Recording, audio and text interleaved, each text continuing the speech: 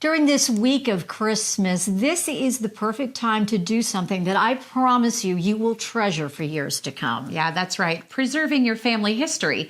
And this is Chick to Chick.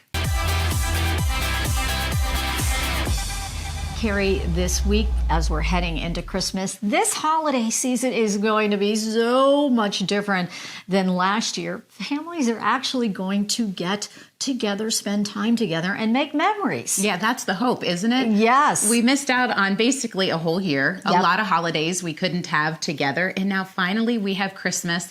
And I know for me, it's going to be such a heartwarming time because I love when our family's together. We laugh, we talk about the past. Yep. It is just so much fun. Well, speaking of the past, I did something about 11 years ago, and I love this. It was really the best thing that I ever did. You know, everybody has a story to tell. Every family has history. They have their family history, how they came over to this country. And I wanted to preserve my own family's history. So about 11 years ago, I sat my mom and my dad down, and I actually interviewed them.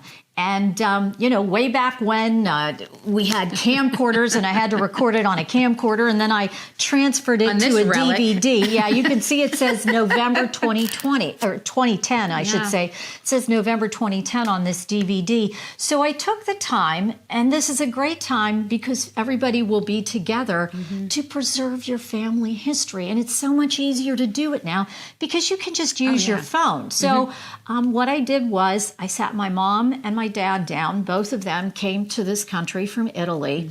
And I asked them both about their families, their parents, their siblings, how they came over here.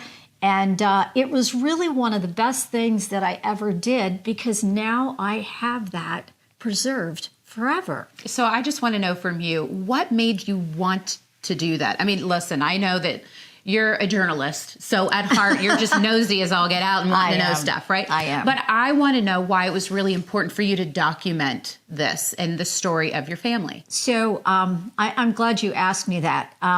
You know, my parents came over here from Italy, and all of my relatives came over here from Italy, and I have quite a few relatives who are still in Italy, and I love the stories that my father told me. I love the stories of how his father came to this country first in the 1800s, and then he joined him later.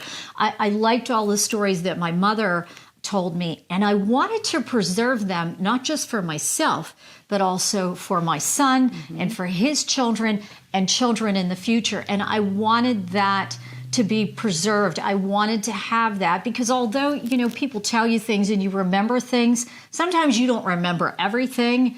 And I wanted to hear it straight from my mom, and I wanted to hear it straight from my dad. Okay, so of the different, you know, questions that you asked, what are the ones that were the standouts for you? What did you have your dad maybe almost like retell you that you either heard it differently, you know, because like you said, you kind of forget about things along the way. Were there any that really stuck out? Well, the big thing is that, I mean, I know this is hard for people to understand, but my grandfather came to America and left my grandmother behind in Italy.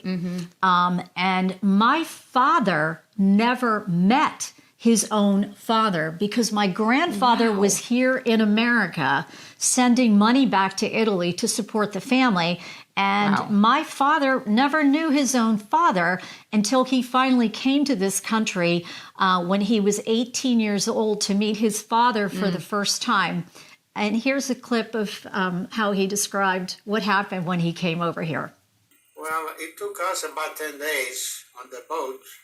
I was sick most of the time, but as we got in New York, at the harbor there, you know, we saw the Statue of Liberty, which I didn't want to miss it, you know, even though I didn't feel too good. It was a rainy day, I remember, but it was fantastic in the sense that it was a dream come true, you know, to come to America and join my father, which I didn't know. Okay, so first of all, the thing that strikes me is I I love your dad's voice. He's got a storyteller voice. But the fact that he was like sick the entire time on the boat, but he wanted to have the wherewithal to know that I am in America. Like I just got here. This is wow. Take in the experience. Yeah, that was great. Yeah, and he said, when he saw the Statue of Liberty, he said it was a dream come true to see that site. And the one thing that he always talked about is that he was proud to be an American. Although, they were very, very much proud of our heritage and our culture and teaching me about the Italian traditions, my dad always said he was proud to be an American. And I also, I talked to my mom during this whole time too, and I interviewed her and asked her about her family. I asked her about her siblings. And the other thing too that was great is that I got my son involved. And so 11 years ago, he was 11 years old, and it was really cute. And he was saying, "Hey, Pap." And you can hear him on the video asking my father questions and asking my mother questions. And it's great. Like, I have that history now preserved. And it's a heck of a time capsule. I mean, it's really cool. It really is. It is. It's history. I will have that forever. My son will have it. He can pass it on to his children. Well, and here's the thing. Your father does say something else in another clip that I know you want to share, because family is everything. And look at you. You are carrying this on. You are actually doing what your father wanted you to do. Yeah. My father used to say to me all the time, "I don't want anything. I don't need anything. I don't ask for anything because I have my family." And to him, he had everything. And this last clip here is really poignant. For the future, I recommend it to all of you, Pastorero family, to keep in touch, love one another. There's no better things in life. I love you all. Abraham. So he was so excited to do that video, and he had that whole speech planned out, and that was one of the last things that he said. And I interviewed my mom and dad. The whole thing went on for about an hour and a half because they would say things, and then we'd go back, and then we would talk about something else. But my message to you is, don't wait.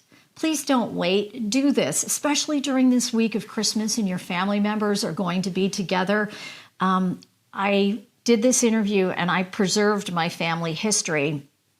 And a little more than 2 years later, my father passed away unexpectedly, and he had a massive heart attack. And there was no warning. He wasn't sick. He wasn't. It just happened. And so I'm so grateful that I took the time to do this and to preserve our family history, because you just don't know. You just don't know. Tomorrow is not promised. Tomorrow is not promised. Time is so precious.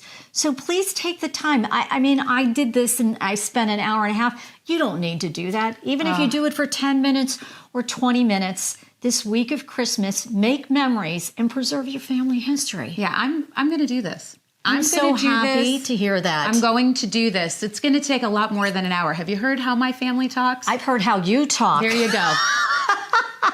So can you send some food and drink because and some oxygen as well? We're probably going to need it. But listen to that. I love that you did this, and I love that we're sharing this, because I do hope that in the age of, seriously, it's so simple. Just get your phone, whatever, your smartphone, iPad, whatever, and record it. Even if you're not going to record a video. How about it? You love to hear your father speak. I love to hear that. Warms your heart. I love now, to have that. It does. It does. And it's wonderful. And so it is a gift. It is a priceless gift that you can have forever. So please take the time to do that. And from the two of us, we want to wish everyone a very Merry Christmas, a very Happy New Year. We're going to be taking next week off, but we will be back in 2022. Sounds sci-fi. To chirp about more topics. So happy holidays, Merry Christmas to everyone.